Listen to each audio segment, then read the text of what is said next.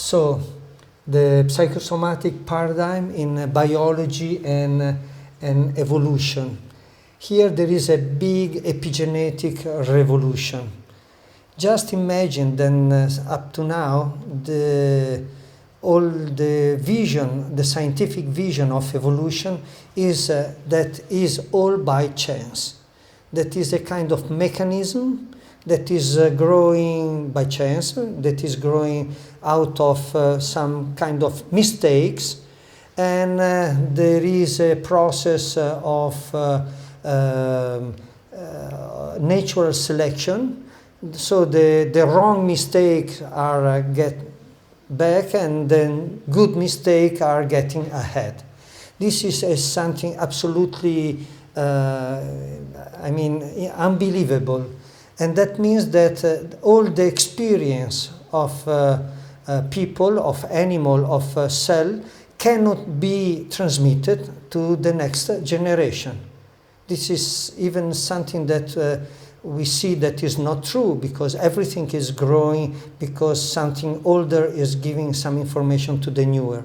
Henri Bergson, a Nobel Prize in Literature, says that the evolutionary drive is just a stream of consciousness.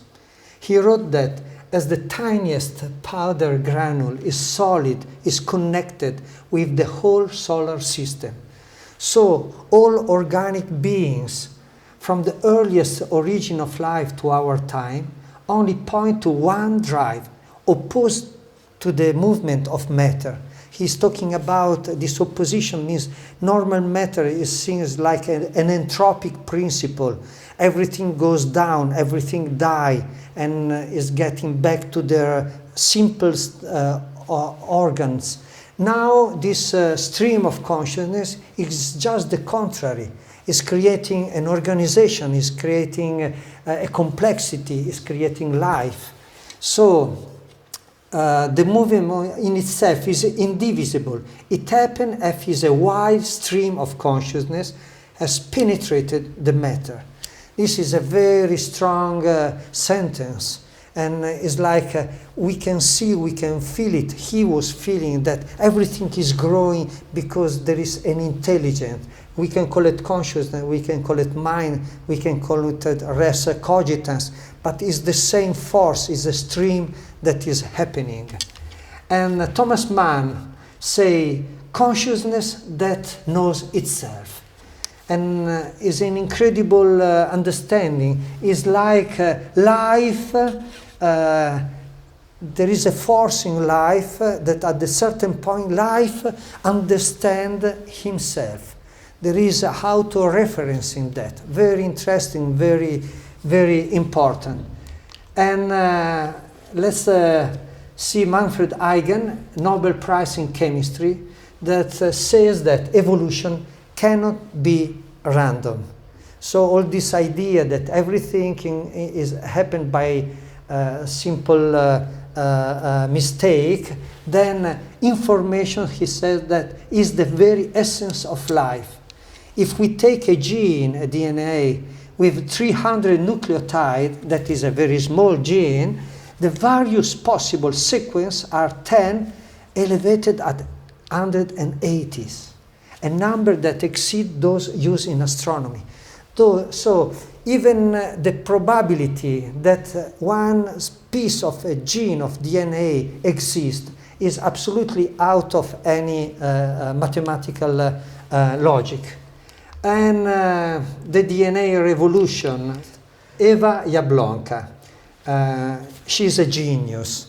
She's a revolutionary epigenetic scientist that discovered the transgenerational epigenetic process. She's a geneticist a professor in Tel Aviv University, and she demonstrated the existence of a fourth dimension in evolution. This is something that is obvious for all human beings, but the scientist. He demonstrated that consciousness, emotions, and culture generate epigenetic change that can be passed to successive generations. This is absolutely what is happening. all parents, all father and mother are getting more information, and they try to transmit those knowledge, those information to their children. And this is happening from the first living being to our times. But just have a look at how many epigenetic publications in PubMed, that is one of the main website for scientific publication. You see almost zero publication in epigenetic, and from year 2000 to 2010 there is an incredible acceleration of this research. But now we are basically here on the top, much higher than so that means that people all over the world have studied epigenetic and discovered this transformation, our feelings, our health, our mind, our consciousness can do epigenetic change and can influence our future generation.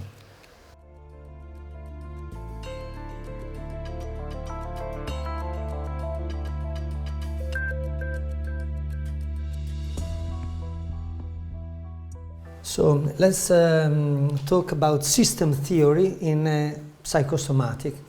It's a very interesting and fascinating field because when you put consciousness and you use the understanding of consciousness as a unitary system, all the system theory change and become more clear and more organized.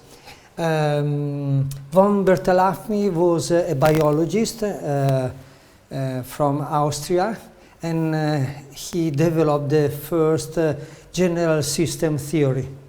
The understanding as a biology was the cell unity is of fundamental importance, but we have to see the cell as a living being, as a wholeness. And let's try to use a different definition of consciousness so we can improve general system theory. This new definition can be summarized as the ability of a system to understand the meaning of information and to elaborate it in order to adapt to the environment. Every computer, every camera, every television is elaborating information, but they don't understand the meaning. You can shoot or you can receive very bad information about a war, about everything that is more dramatically cruel, and the machine doesn't make any sense, any meaning. So living beings have the sense of being, the sense of joy and of pain, the love and the sadness.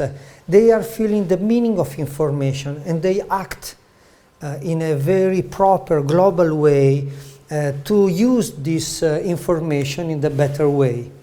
This definition implies that a system has a perception, has a memory, a cognitive process, an intelligence, and a functional adaptation to internal and external environment. Let's imagine this as an organized system, a unitary system, and we can use this model, this new scheme, for many different unity, from atom, cell, human being, animal, the planet, maybe the whole cosmos. So let's go through this unitary system table that just show the materialistic vision of the basic unities of our existence and a different unitary system. The difference is consciousness. In this part, we just saw all the unity without consciousness. Particles, atoms, cells, multicellular animal, planet, the universe, with no consciousness. But if we add all the cognitive process to all this, we have a really alive unitary system. We have the system as smooth as von Bertalanffy were really feeling to understand. And there are many people like David Bohm, Del Giudice, who says that the particles have a proto-consciousness. The atom, like Prigogine and many other scientists, and Prigogine was a Nobel Prize, says the atom, it shows an intelligence, shows a perception. And so the cell, and of course the animal and multicellular, and Fritjof Capra, Jim Lovelock, who say our planet, our Earth is conscious, have a kind of consciousness that is can permit to balance all the biochemical transformation of the atmosphere, of the ocean, of the life on Earth. So let's go to the next, and this is a very interesting understanding. Here on the back there is a very complicated organization, network of biochemical reaction. All these biochemical reaction happen every single second inside a cell. And if we understand the cell as a network of intelligent information, and the cell is created by at least 100,000 atoms, we see just something completely different. This is a world, it's no more a system. It's a world, and 100 billion atoms can create an incredible complexity, organized, well done, intelligent, that is moving all this very sophisticated network of biochemical information in a very proper, adaptive way. So, one more thing is, inside all this network of biochemical, there are, even in the simple unicellular organism, the same molecules of emotion, the same hormones and neurotransmitter we have in our brain, in our body. And this is a deep understanding. So we share something very precious since the very beginning of life. Let's see just a cell. A cell is this world, and now we can see the organization of a cell. And every biochemist, every biologist, just seeing a cell pulsating, organizing, moving, the DNA that moves, that creates new molecules, that is taking inside the right molecules and is going to throw away, to secrete wrong molecules. So this means this is exactly what we call it consciousness, the capacity of a system to understand the meaning of an information and to use this information for the wholeness. This is a unitary system, and there is something like many scientists have done an incredible work. Just before them, the biologists were believing that basically the DNA was the core of the whole cell. But it's not really true. Some scientists have pointed out and underlined that the membrane have an incredible intelligence. The membrane have a capacity to understand, to filter, to move, to perceive all the information. Basically what we are doing now with our brain, the cell is doing with the membrane. And other scientists pointed out that microtubule should be the center of consciousness, like Stuart Hameroff. But even in this case, it's all true. But every single part of the cell have an incredible intelligence. move and choose an incredible, sophisticated network of information. So we are really thanks to all these scientists, but we have to remember that the cell is a whole. The cell is a unity, and each part of the cell shows this intelligence and unity. This is a very simple scheme. There is a unity that is one on its own. The unity becomes a complex of single unity, like a number of them, and is like one cell creating a bacterial field, a bacterial colony, and basically are single entity. Then there is a kind of organization. This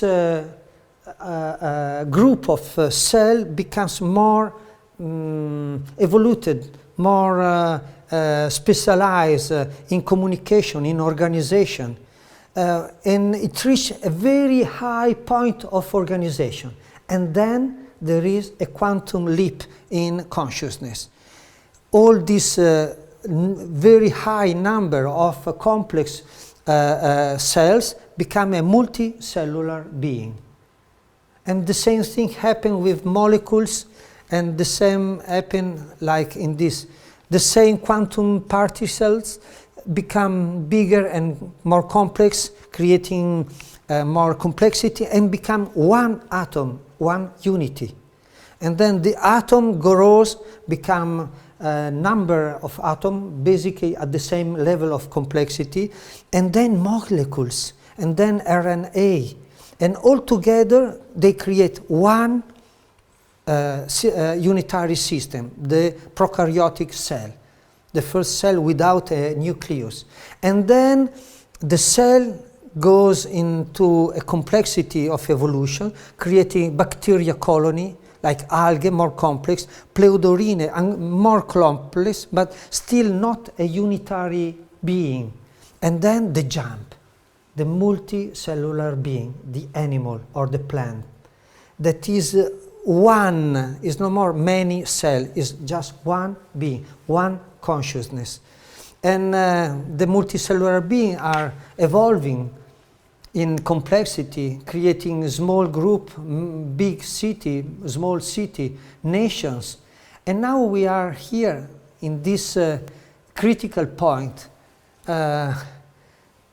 Could the human being do the same quantum jump and realizing that we are part of a bigger unity? We can call it a global humanity. Atoms have done it. Cell, unicellular beings have done this jump. Maybe we can done. We hope that people become aware that we can do a really historical quantum jump in consciousness and realize a Gaia consciousness. Just to the feeling that we are part of this incredible, intelligent, alive, living planet.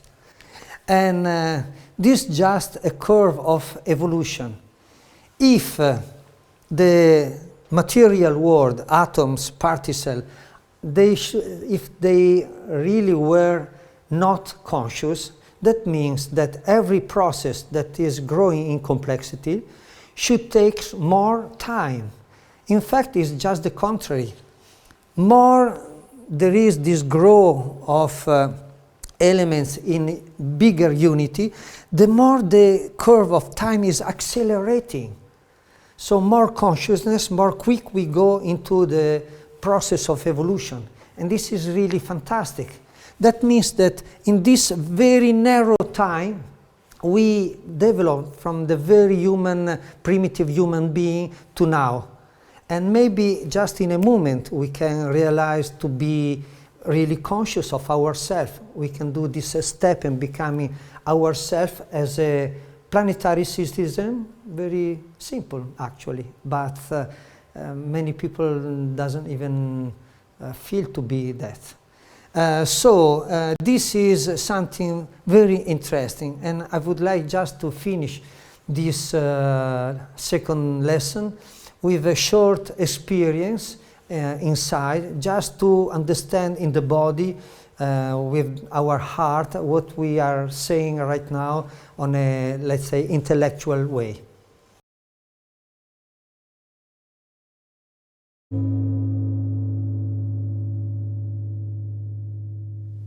So let's start the second meditation, the second experience of self-awareness on a biological way. So let's start on the same way. Just close your eyes and have just a stretching and a conscious stretching of your body, of your neck, just to feel the body as it is.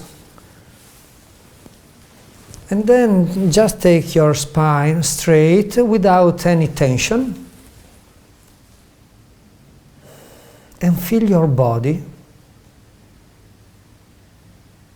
breathing. No need to do any control of your breathing. Just watch your breath.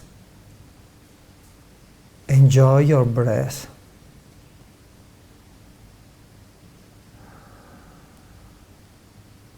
And again, let's start from the nose. The air is a kind of flux of gas, oxygen, hydrogen, and goes up and down.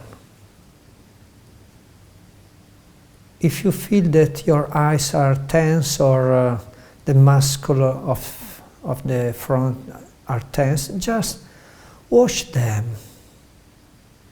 and usually they relax on their own. Just exactly like when we start to sleep or taking a short pause with eyes closed. Just relax, just feel your head breathing.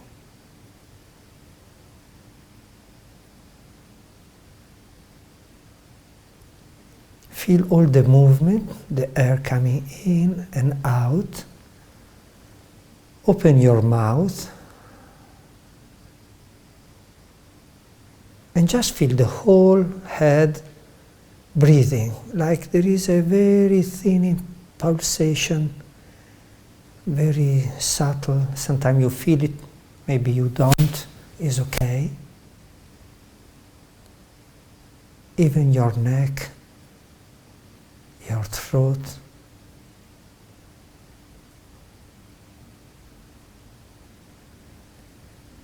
your chest, your shoulder,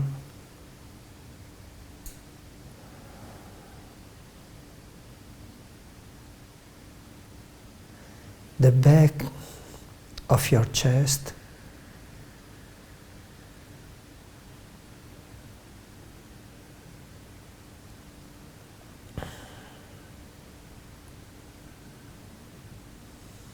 and just enjoy you are alive, and just feel your belly,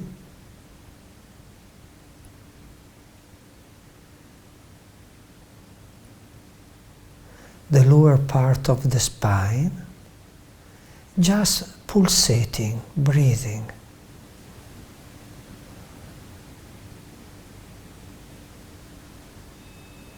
Lose your mind,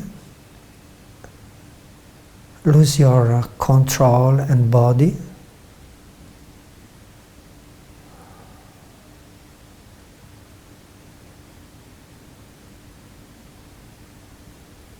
And try to feel the wholeness of the body. Breathing, head, throat, chest, belly, all is breathing, one big breath.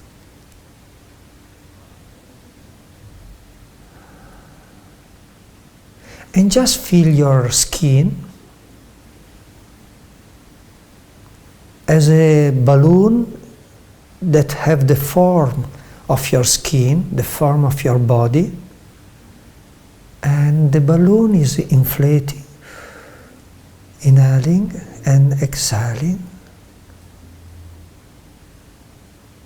Feel it in front of you and just on your back side, like 360 degrees.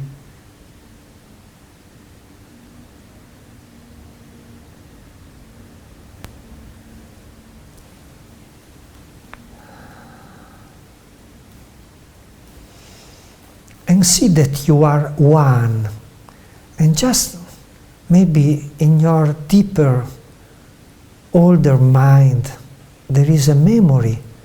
We were all born as unicellular beings. Your mother eggs, your father, they get together, they create the first unicellular, and you were that one round being.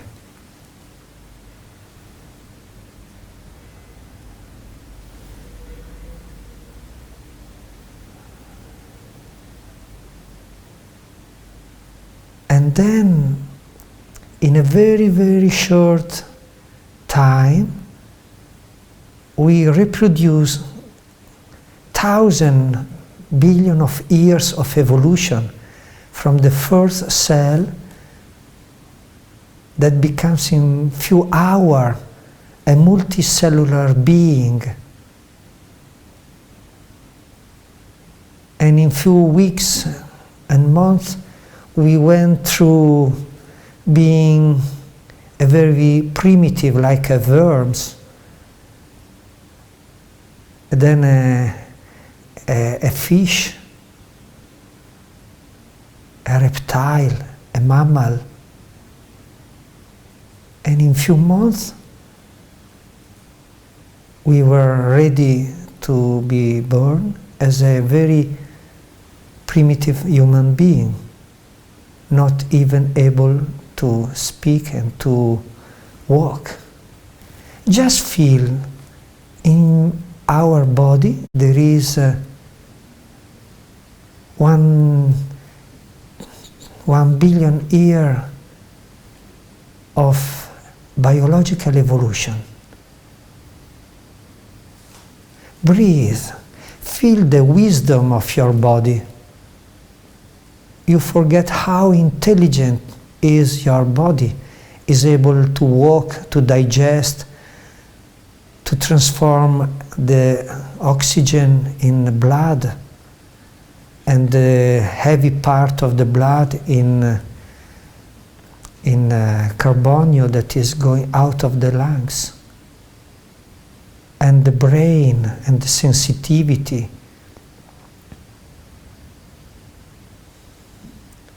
Feel the beauty of biological body and breathe like a one single body.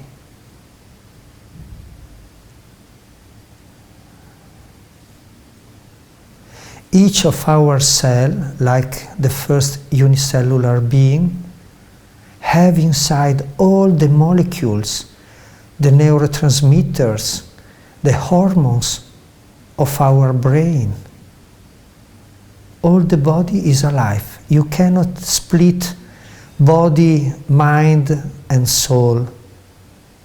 It's just one being.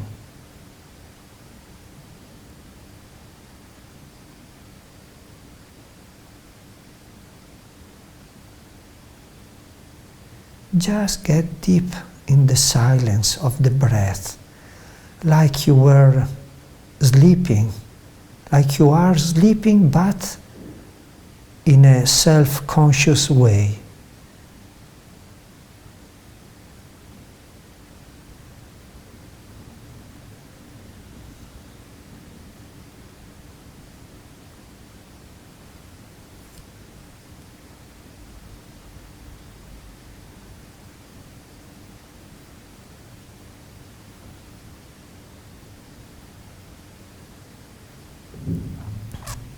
And as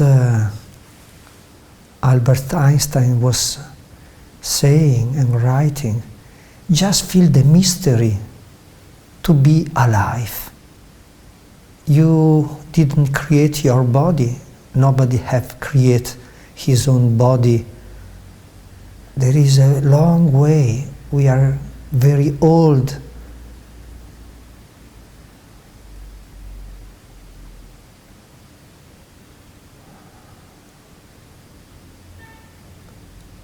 And our cell, our organs, our biological system are very, very intelligent, sensitive.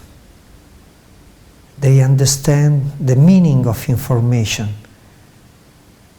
They are using this meaning to stay in a better health and sometimes to evolve.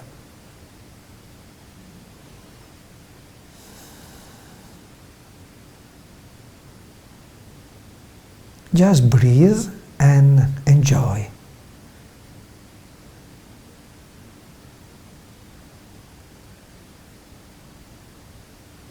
And just feel to be part of this mysterious and wild life.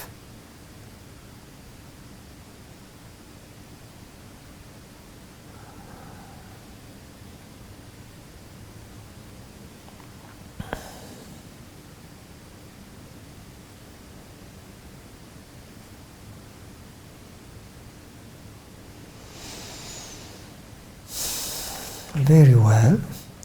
And now before opening the eyes, then stretch again slowly, consciously. Feel your breath changing. Feel your heart and body and shoulder more open. And then we can open our eyes.